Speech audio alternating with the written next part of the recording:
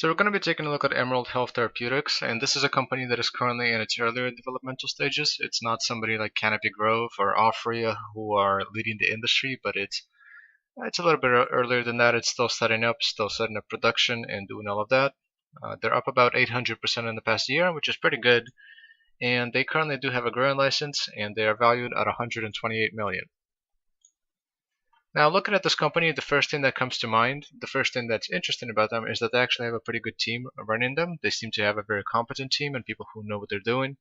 So 20 years of experience in accounting and finance, 20 years of experience in life sciences, and 15 years of experience serving as a chief officer, which is that's nice.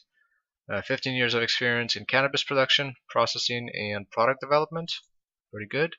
And 10 years of experience in plant molecular genetics and medical technologies. Pretty good. So that's that's several people who know what they're doing, and this gives investors confidence about this company. It means that the money that they will take in from investors will probably be used well and will probably generate value in the future. It also means that they're less likely to make mistakes and drive the company into the ground. So that's good. The team knows how to run a company, or they should know how to run a company, and that's good. It provides your basic groundwork for a successful company. Now, the thing that stands out about this company the most is that they develop their own genetic strains of marijuana, and by developing this, they hope to meet certain requirements or certain necessities of their customers. And I think that this is a really interesting thing because it separates this company from everybody else. So whenever you're looking at a company like this, you generally want this company, if you're going to invest into it, you want the company to have something unique about it.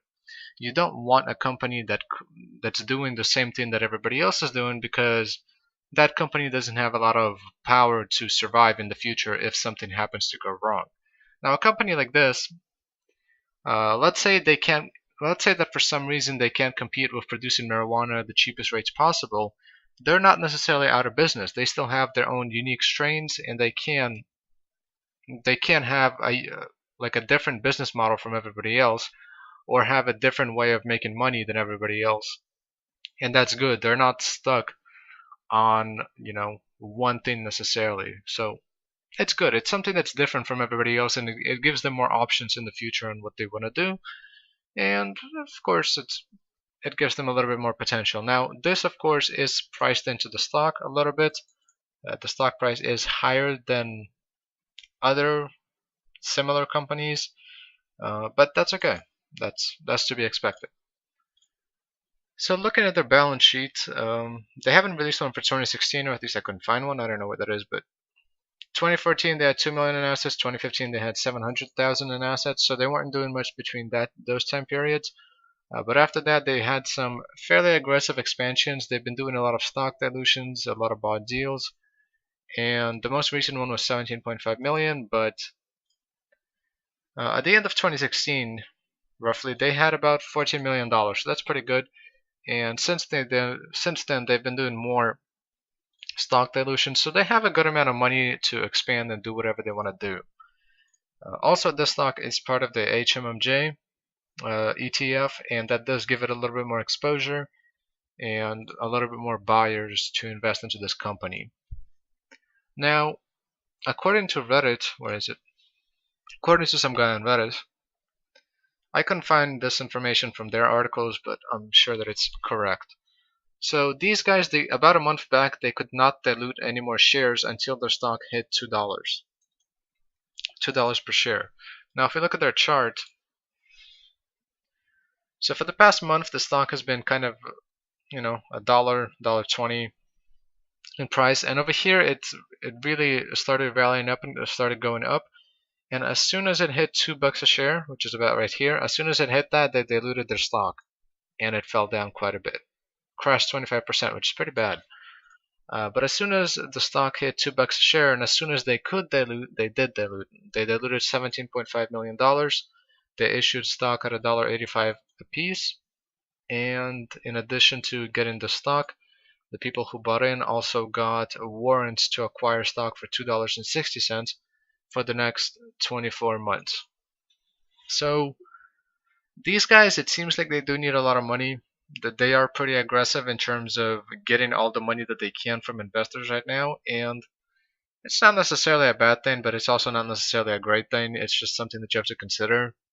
Just consider that these guys are going to be diluting their stock in the future whenever they can, because they do seem to be needing a lot of money to, or they at least want a lot of money to expand their operation. So how you see that is up to you. I don't particularly like it when companies very aggressively dilute their stock. It's not, I mean, nobody really likes it, but pretty much every single marijuana company right now is diluting their stock, so it's not necessarily something that stands out within the industry. But the fact that they do it instantaneously whenever they can is not necessarily an attractive quality. So as soon as it hits it, dilution.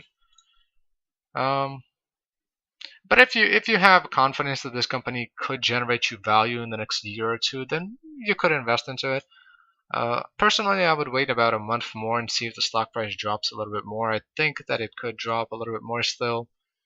Um, what I'm worried about stocks like this is that they're going to have another period of pretty much this, like right here, another stagnation period of where pretty much nothing happens because the stock went up already a little bit, and in the next few months, all they're really going to be doing is expanding. They might do some announcements, but the stock is already fairly pricey, and it's probably not going to go up significantly higher anymore. So there's a high likelihood of the stock just doing this for the next few months and not really going anywhere. So just be aware of that. Anything else that I wanted to say about this? Not really. So companies like this, something that I think is important for people to understand. Companies like this, right now, they're able to obtain a lot of financing through investors because people are quite excited about this new industry and they're willing to buy stock of companies that are currently just starting. So these companies don't have a lot of problems in getting investors to invest into their companies.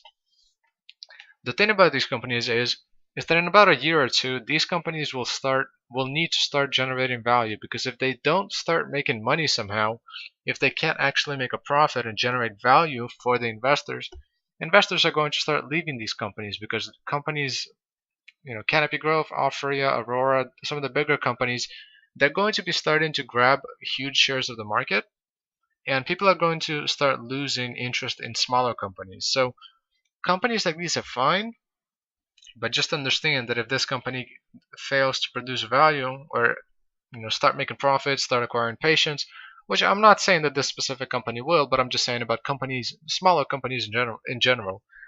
But just consider the fact that if these companies fail to start making money and start becoming profitable, if they can't develop a profitable business model, then in the next year or two, then when investors start losing interest in these companies, there's going to be trouble for them because they're not going to have any money to continue their operations. So just take that into consideration if you are going to invest into smaller companies like this, not necessarily very small at 128 million, but still compared to some of the bigger ones, it's still a smaller company. But just if you're going to throw your money into something like this and wait for like 5 years, just take a look at it every once in a while. Make sure that the company is moving along nicely and that they're not screwing anything up, because there is a risk associated with it that it does not develop a profitable business model and that it eventually ends up going out of business because it can't get any more money from investors and it can't do much. That's the worst case scenario. But yeah, something to understand. So that's pretty much it. I don't think that I have too much else to say, and yeah, interesting company. Gonna keep an eye on it and see what happens.